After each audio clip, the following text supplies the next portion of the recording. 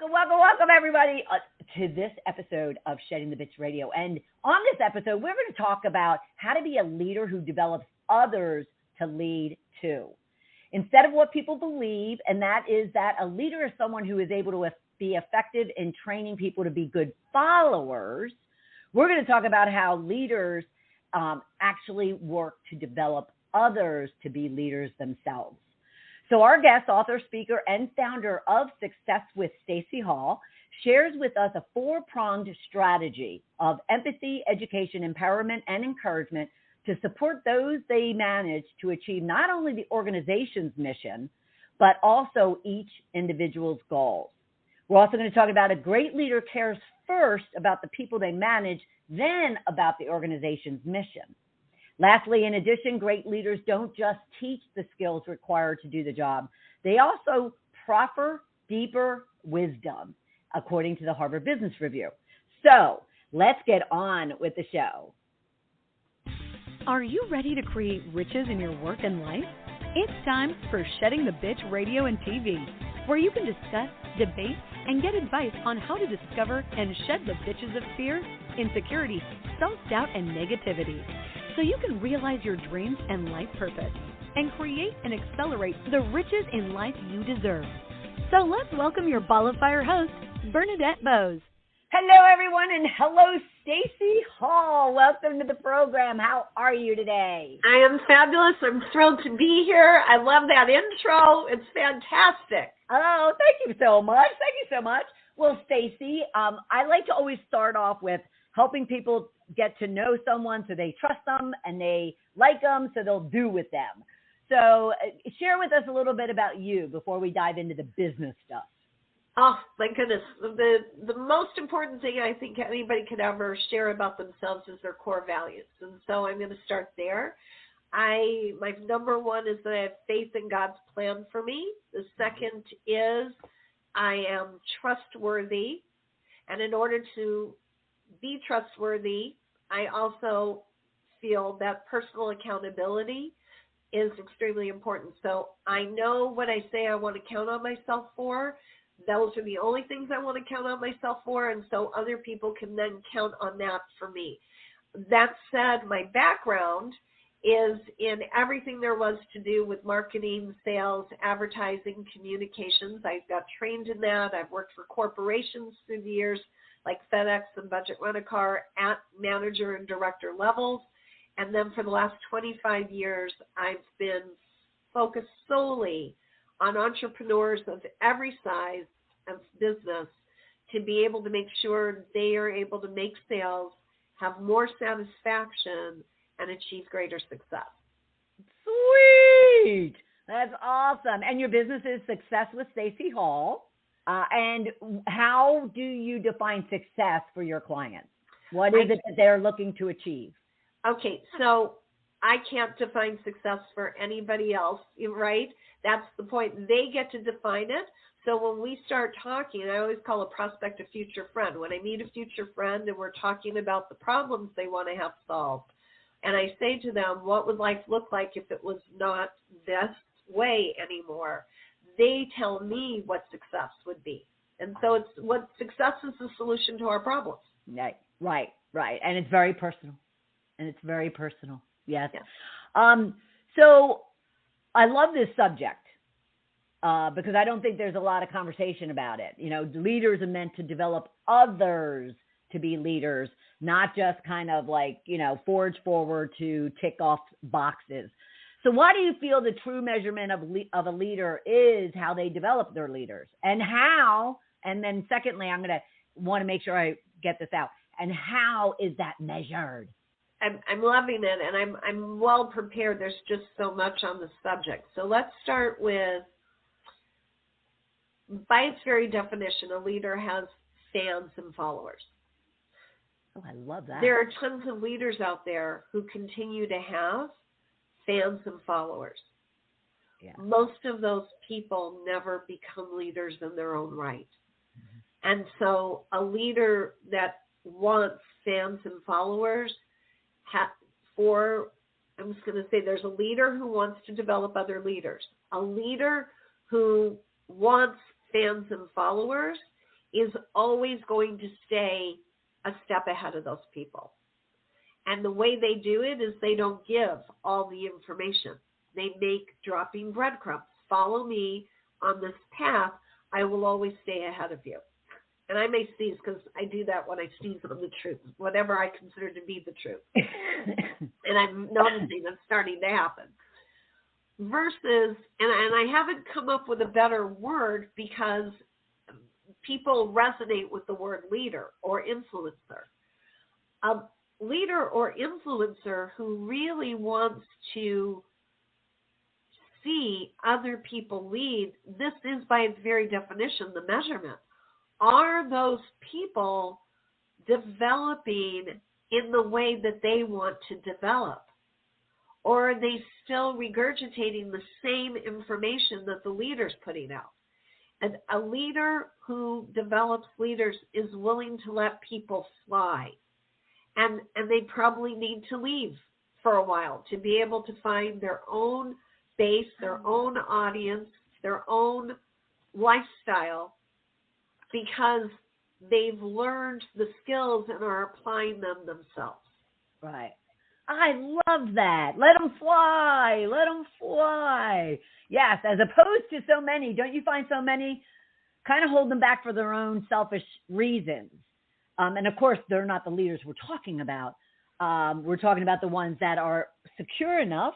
And what are those attributes of a leader? What are those? I was about to start saying in myself, but I want to hear from you. What are those attributes of a leader that differentiate them from others?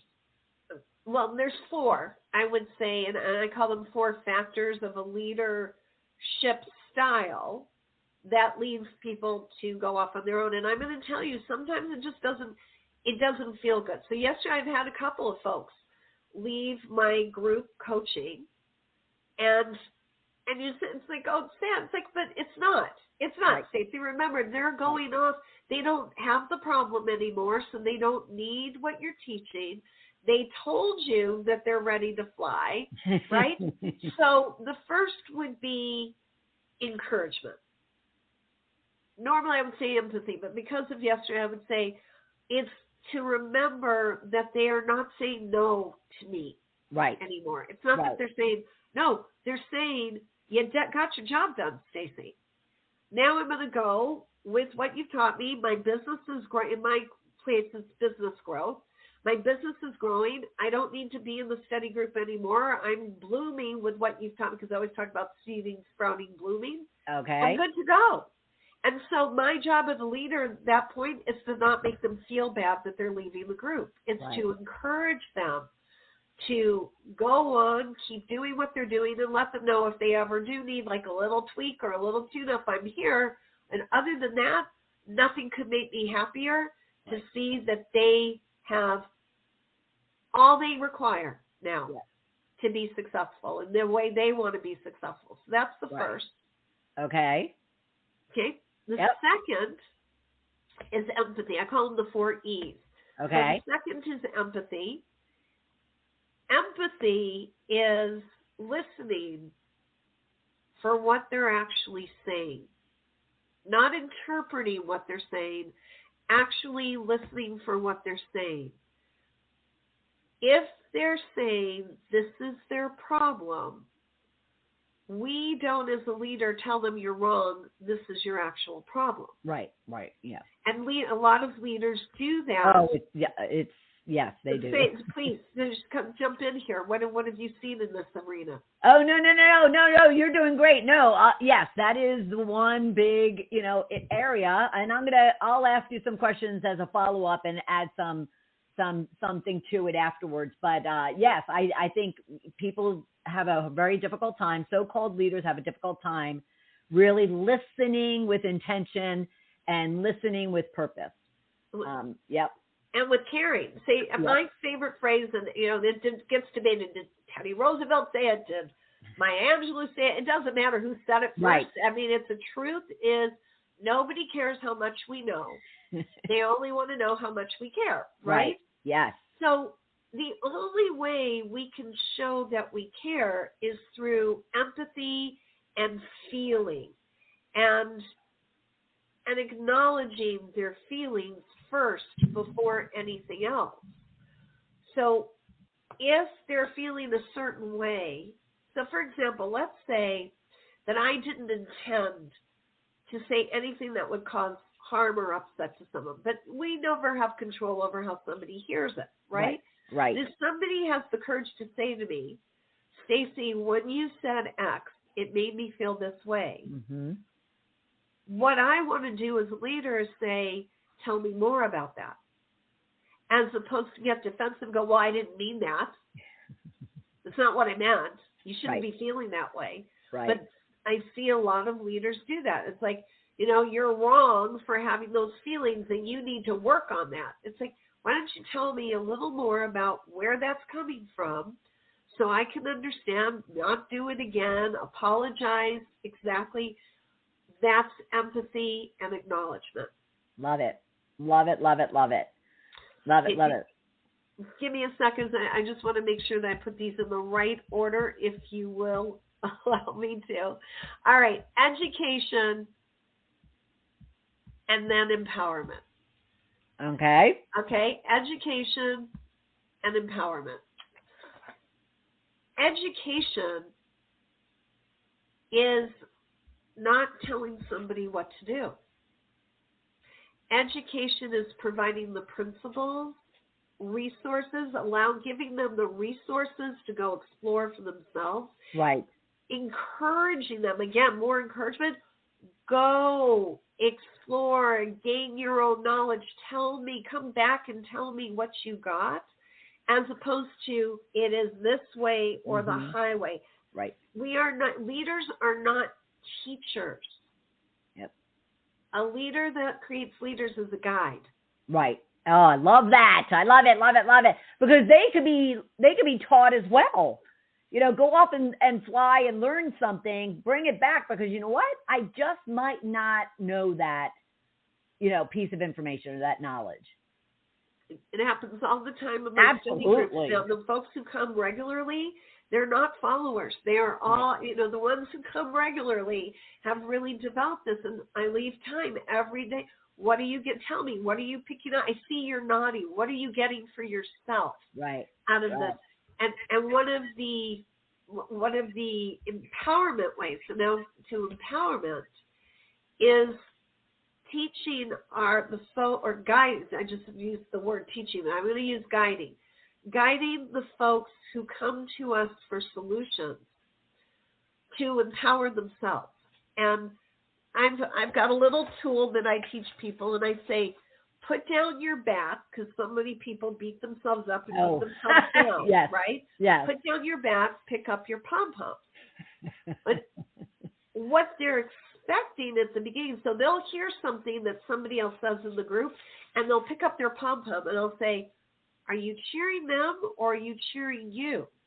Oh, no, I'm loving what they said. I'm cheering them on. And at the beginning, I go, oh, no, you got something. That's to cheer yourself on. Right. And to learn how to help our folks validate themselves. Sure. So they don't require us to validate them. Right. Oh, absolutely. That I absolutely love. That leaders really should work to have an individual validate themselves, not to come looking for it. Oh, I love that. Absolutely. And we don't talk enough about that. I've never, ever have I had a mentor, and I've had some fabulous mentors. They say, Stacey, give yourself credit, right? They don't. Right. But it took me a very long time to break the habit of looking to my mentor for approval. Mm-hmm. Am I doing it right? Mm-hmm. Okay? Mm-hmm. And they go, oh, yeah, that's great. And I give them, again, I have a mentor now. Wonderful. Right. But it dawned on me one day that if I'm doing this for the people who come to me for tips and resources, I'm not going to say for leadership, for tips and resources, and I keep doing that approval thing, I am keeping them in a small place. Mm-hmm. Mm-hmm. Well, I think it goes back to what you said about the fact that leaders are actually kind of responsible to, turn over and allow them, and I love your terms of, and I'm going to try to go in the order that you mentioned them: encouragement, empathy, education, and empowerment, because we're supposed to be, it's almost like a parent and a child. We're supposed to be guiding them and giving them the tools, right? So they can go off and be, mature, happy, fulfilled, complete individuals. And that's what leaders should be doing, is what I'm hearing from you. What I say is, and you said it beautifully, if you're not worried about holding on to that client, because I'm mostly talking about coaches right now, right? That's where, right. Or team leaders in the network marketing field. It's all about keeping them. Yeah. And that's control. Right. And I get that sales paradigm. It's a sales paradigm. I say there are millions of people out there. Couldn't I contribute better to the world by helping other people find their calling, be in their power, as I like to say, in their comfort zone of their core values and their success? Am I not contributing more to the world by doing that than by saying, hey, come along and follow me and let's all do this? Like a little wobbling rooster. Right. Well, don't you find that there's the individual, and they're characterized in either as a manager who's just wanting to delegate and point and tell people what to do, and then there's true leaders who are really working to ensure that those individuals are being developed, in the most empowered, empathetic, educated, and encouraging way, so then they can go off and lead, themselves and others as well. Absolutely. And I'm not putting down the other leadership style. It is a choice. Right. I made the choice that I wanted to be this kind of leader. Other people choose to be that kind of leader. And there's people for each type. There are folks who like to be told what to do. Right. And that's okay. Then that's a match for them. That's interesting. I need to dig into that with you. So do you find that the people that you work with, and or people that you just kind of speak to and educate and whatnot, do you really think that they consciously make that choice, or they're just not aware or self-aware, and they're just not educated on really what it takes to be an effective leader? Because that's where shedding the bitch and shedding the corporate bitch came from. Is I thought my way was effective, was productive, was supporting not only other people but myself, and it was anything but. So do you really think they make that choice intentionally, or is it just that that's their mode of operation and they don't know any better? Exactly what you said. They're not self-aware until they're given the choice to make. And I have folks who come to me, they say they want to step into their leadership. And I say, great, this is my training program. I'm going to teach you how to I'm using the word teach, but I'm going to guide you to be able to be in alignment with yourself and your core values and your calling and your goals. I'm going to teach you that. Then it's going to be up to you to believe in that alignment. Mm-hmm. If you tell the truth about what is important to you, right, then it would necessarily be easy to believe in it. And if you believe in it, it makes it very easy to consistently do activities that will lead to your success, right? It's logical. Sure, absolutely. Where it breaks down is in the alignment pieces. I start giving them exercises to help them identify their core values, help them identify their goals, help them to identify what might have been keeping them from it, and they come face to face with. You remove the blocks. Now I actually have to do something on my own. At that point, I have folks who say, you know what, I don't think I'm ready for this. Mm. And it is just where their life is at that moment, right, or the tools and skills that they have up to that moment say, you know what? I think I'm just going to stay where I'm at right now. I'm just going to keep taking orders, and maybe down the road I'll be ready to make some changes. Right. So I agree with you. They do not know ahead of time until they start moving through the exercises. Yeah, sure. Gosh, wow. Well, and I pulled, and it was from some of the notes that you had, and I'm going to have to read it because I have a lot of data in my head at the moment. Yeah.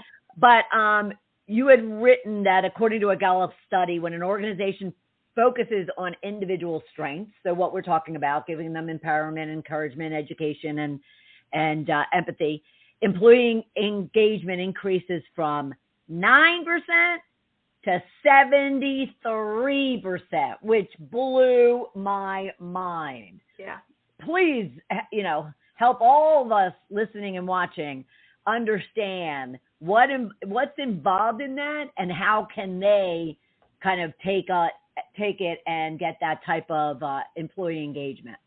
Okay, so we're going to step back over that as well, and I'm with you. So it doesn't happen once the employee is there or once the person has joined the team. So we're going to look at leadership here, corporate managers and directors. Right. And then in the entrepreneurial world, because right. there's so many millions, right. team leaders, right? Right. Same situation. Before somebody comes into your department, before somebody asks to join your team as a builder, we'll call it, that's the term, we want to find out if they're in alignment with the mission of the department and the company, or with the mission of the team and the company. Right. That's where it begins, is why do you feel you're in alignment with our mission and purpose? Right. That question hardly ever gets asked. Mm-hmm. Not even in the human resources department. Yeah. Interviews, it's tell me about your background and why does it, right. Let's get down to, yep. Here's our mission, here's our purpose. I want to hear why you think you're aligned with it. Because if you're not aligned with it, we're not going to have any fun together. Doesn't matter which side, right? So that's the first piece. Person says they're aligned. We decide to take them at their word. They come in. We start having conversations. And when I say we, it can be one-to-one or in the group dynamic. Right.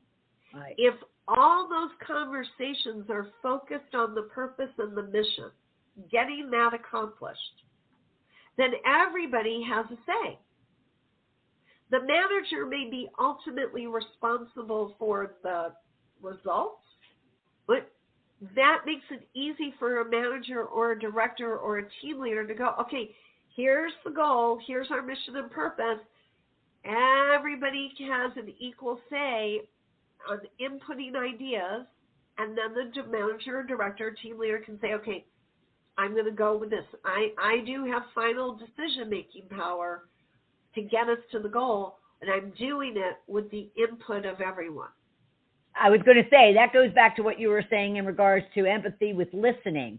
You want to listen to understand, and you may be the final decision maker on something, is what I'm hearing, but yet you're at least engaging each other and making everybody feel as if they're, kind of contributing, and though you have the final decision.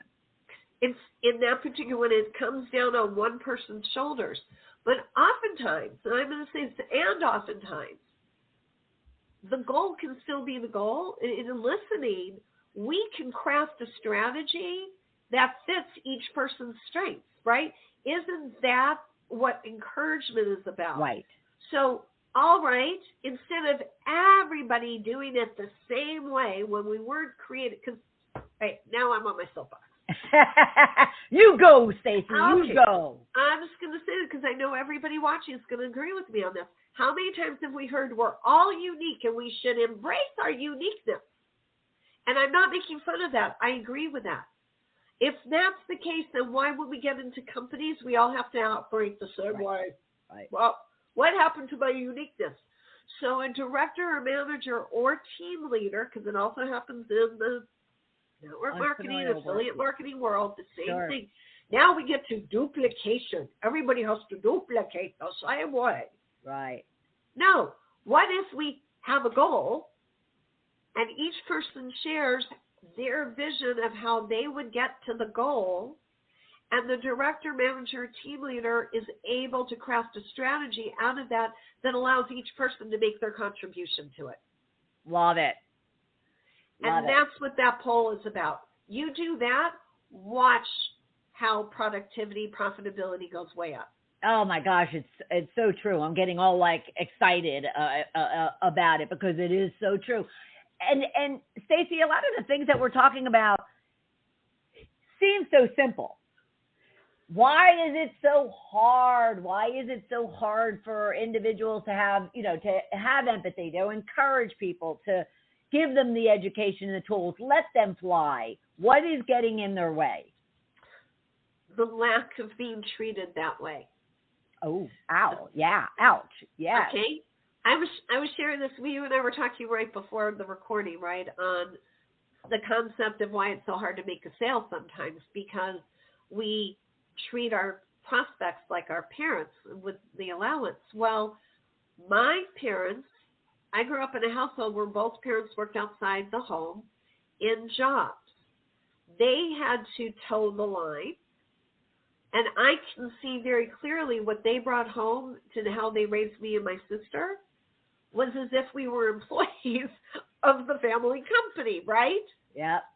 Right. Yep. So to get an allowance, you had to do chores. You had to work before you make money. Right. Well, how they were treated by their bosses, I can see is also how we were treated. And it just rolls down the line. And if a company doesn't interject, or if a leader doesn't seem to go get a different kind of leadership development training, then it just keeps getting repeated and repeated and repeated. Agreed. Absolutely agreed. Jeez Louise. And it's like a lot of things in life, right? Generation after generation after generation just pulls these old beliefs, behaviors, values, or lack thereof forward, and and the cycle just continues. Do you know, have you heard the joke about the ham and the pan? No. All right. So this has gone around. I remember it from years and years ago. Little girl is in the kitchen with her mother. So, very traditional. And they're making a holiday dinner. And it's a ham. And the mother chops off the ends of the ham. Okay? Looks perfectly good. So the little girl says to her, why did you, and takes it and throws it away. Okay? Says, why did you chop off the ends? And the mom says, because that's how your grandmother used to do it. Well, next year they're going to grandma's for the same holiday dinner, and there's grandma doing the same thing to him, chopping off the ends, throwing them away. And the little girl says, Grandma, Mom says that she does it the same way because that's how you do it. Why do you do it? She says, I don't know. That's what your great-grandmother used to do. Well, fortunately, great-grandma's still alive.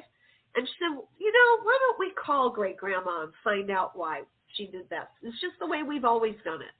So they get on the phone, they call great-grandma for the holidays, and the little girl says, Great-grandma, my mommy cuts off the ends of the ham. My grandma cuts off the ends of the ham. They say they do that because you did it. Why do you do it? And she said, because we only had one pan in the house, and the ham was always too big. So to get it into the pan to put it in the oven, I had to cut off the ends of the ham. I don't know why they're doing it. Oh, that's hysterical and so appropriate.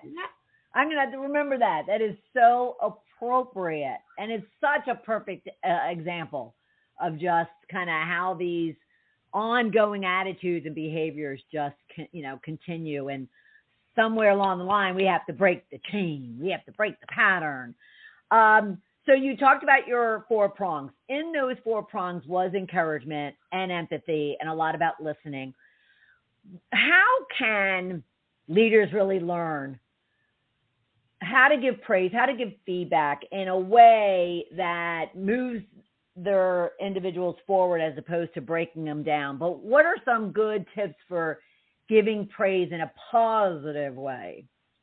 Okay. And I truly learned this myself by what felt good to me and what didn't feel good to me, and by people telling me what didn't feel good to them, and me saying, oh my God, I cannot believe I did that. In my household, like I said, my parents disciplined us. I'm pretty sure the way they were probably disciplined on the job, because it felt weird many times.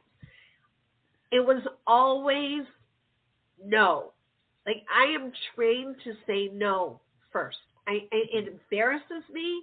It comes out of my mouth as quickly as, it's automatic, which is why when I hear somebody say something and I want to say no, I stop myself, because that is not what I know they want to hear first. So I would say there's tons of tips in my ebook, and I know you're going to tell people about that. And I'm going to say first, let's remember how we would want to be treated. Yeah. So I've learned to say thank you. I appreciate you doing that. I appreciate you saying that. I appreciate the effort you put into that. Thank you. And this came from, I heard this in improv comedy way back. I'm from Chicago. So, and I remember taking some improv classes, and they'd say, the way you keep something moving forward, this is why it stuck with me, is if you use but, you bring people to the past. Right. Or you negate. Right. So always use and. Yes. Thank you for doing that. And yep. In the future, how about if we did it like this? Or, and I noticed there's typos. Would you be able to correct those? And I understand. Thank you for telling me that's why you were late. And I understand. In the future, would you be able to call me? And it's as simple as acknowledging again what they say, appreciating the feedback, and then moving forward with the correction. Yes. Yeah, I love instead of criticism, not criticism, correction. Right. Correction, not criticism. I love that. And coming from an improv background myself, the resonant to me.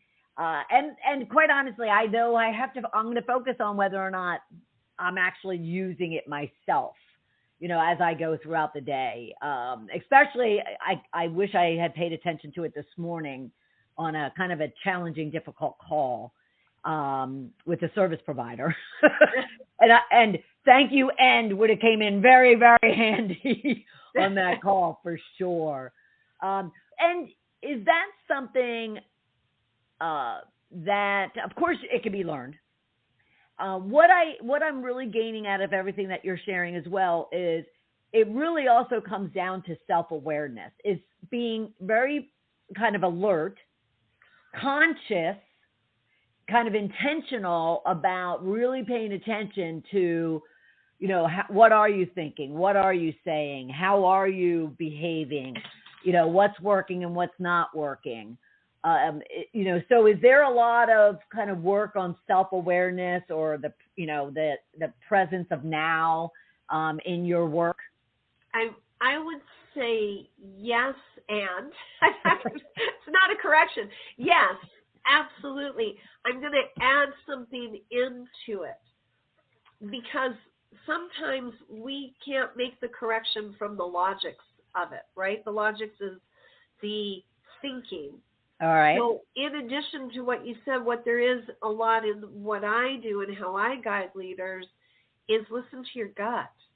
We know immediately, whether we know why is up here, we know when something doesn't feel good in our gut. And it's more than just woo-woo. I mean, the nerves of our body actually end in our hands, our feet, and are lining our colon wall. I know a lot of people don't know that. So when we talk about a gut feeling, the same, like we can feel things not quite right, our gut feels it too.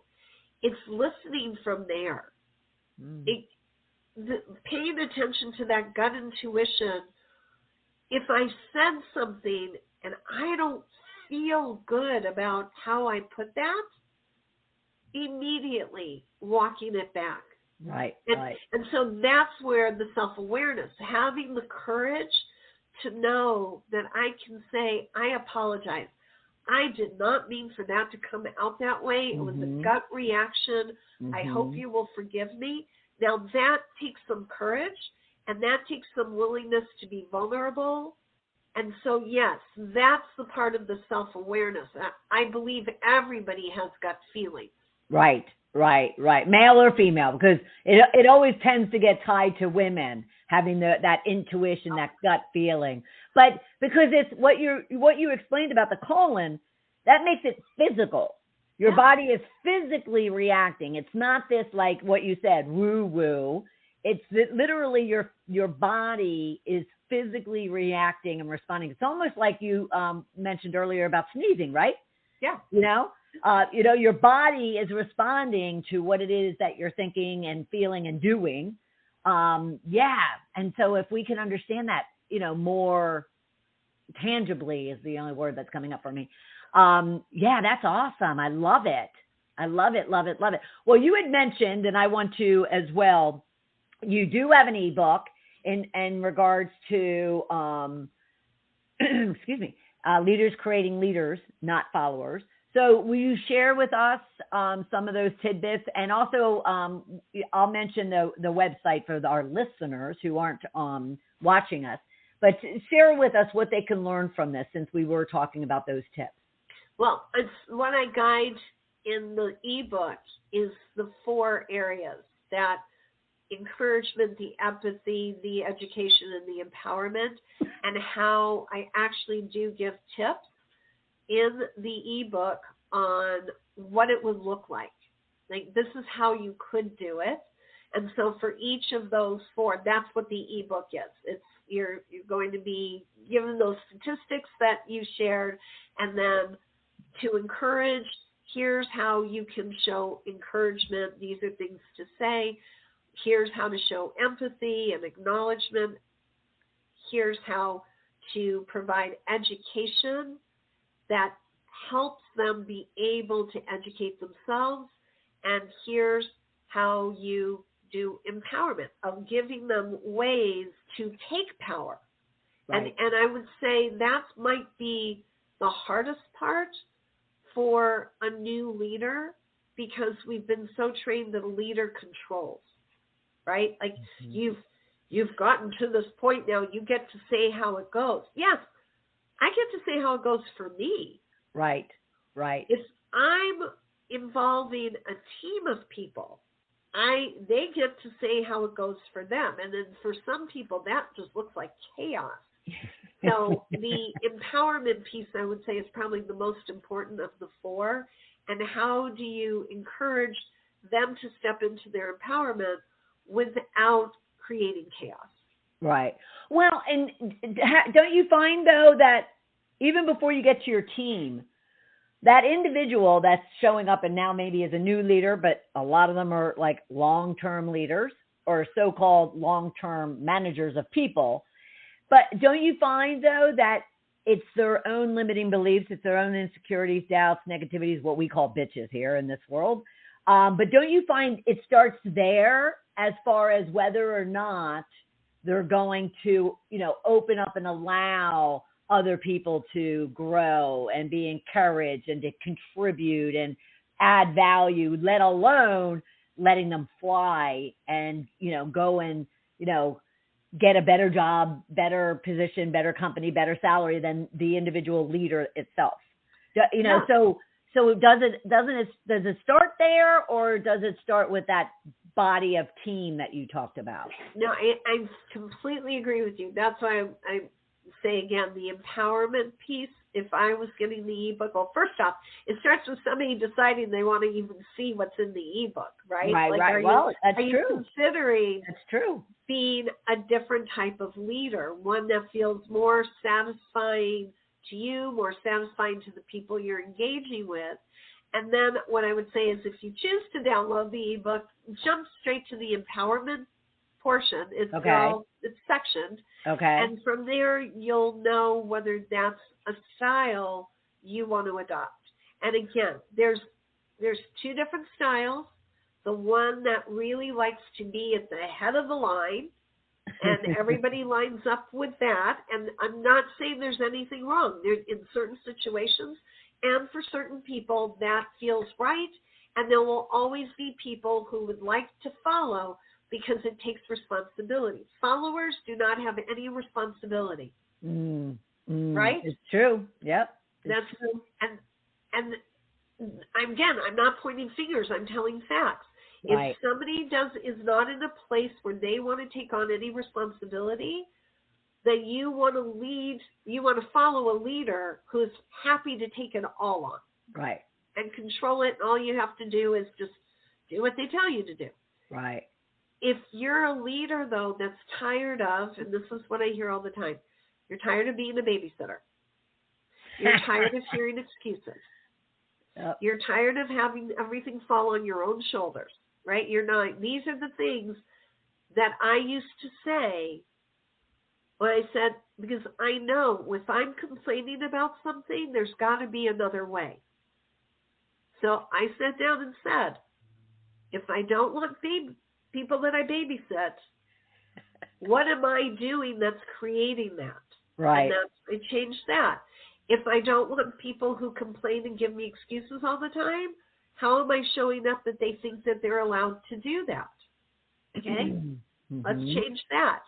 And if I'm tired of being the one who's always doing the work, how am I showing up? Is it because I let them know I'm perfectly happy to do it because there's only one way to do it? Right.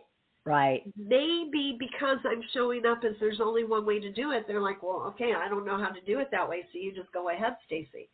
And that's how I started to make these changes. Yeah. Well, excuse me. I love the thought process and the kind of the microscope that's put on the employee, because as you were saying that, I was like really challenged with it. I'm like, what do you mean it's, that individual is looking for somebody who is not going to hold them responsible and accountable, and therefore they want a commanding, controlling leader. But then all of a sudden you're saying it and explaining it, and I'm like running through my head of people I know from the past, present, and I'm like, you're right. I could pick out one or two individuals that really kind of wanted to wash their hands of any responsibility, and therefore they tolerate, though they complain, they tolerate these leaders that they're complaining as controlling and commanding. But at the same time, when you ask, well, what responsibility do you have in that? And then they deflect. Yes. Oh, I totally. I know the song you're singing. That's exactly, right. They are. The followers complain. Right. But they don't change. Wow. They don't leave because it would require them having to do it so much easier to complain. Like, if I was in their shoes, I would be doing this. Well, why don't you go out and then And as you said, the deflections come. Wow. All right. I'm just saying. It would be so much better if they just did this. That's all I'm saying. Right. Right. Oh, it's so true. It is so true. All right. I want to make sure for our listeners, not just our viewers, the location you can go to download her ebook, which is Leaders Create Leaders, Not Followers, is a tiny URL. So it's tinyurl.com/Stacey Hall ebook. And that's Hall, Hall, ebook. And I'll make sure, Stacey, that we also put it in the post links or into the post. We'll put the link so people can kind of go right there when they actually listen or download or view this interview. But, oh, my gosh, this has been awesome. Thank you so very much. The gratitude is all mine. I have had the most fun. You are the best host, and you have the most fabulous questions. I don't know about anybody who's watching this, but I have just had the best time. Oh, that's so nice of you. Thank you so much. And this whole subject around how to be a leader that actually works to develop leaders is so dear to my heart, because that's just what we need in order to kind of make the changes out there in business and life that will make us all more fulfilled, more happy, and achieve more riches in our life.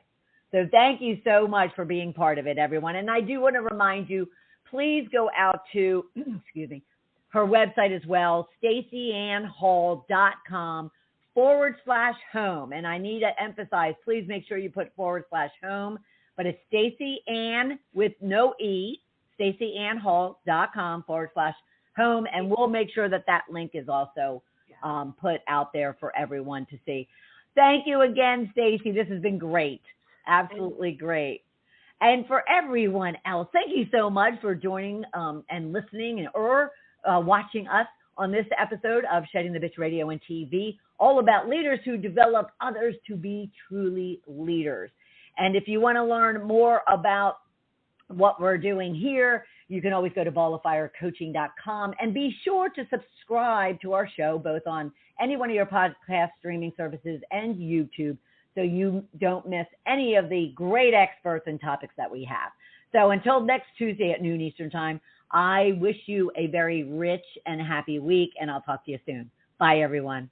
Thank you for taking part in Shedding the Bitch Radio and TV with Bernadette Bose. We would love to know what your biggest takeaway was.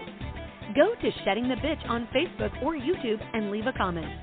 You can also subscribe to the show on Apple Podcasts and YouTube so you don't miss a single episode of the show. And with your input, we can help other powerhouse women just like you find the show and decide if it's right for them. Learn more about Bernadette at balloffirecoaching.com. See you next week.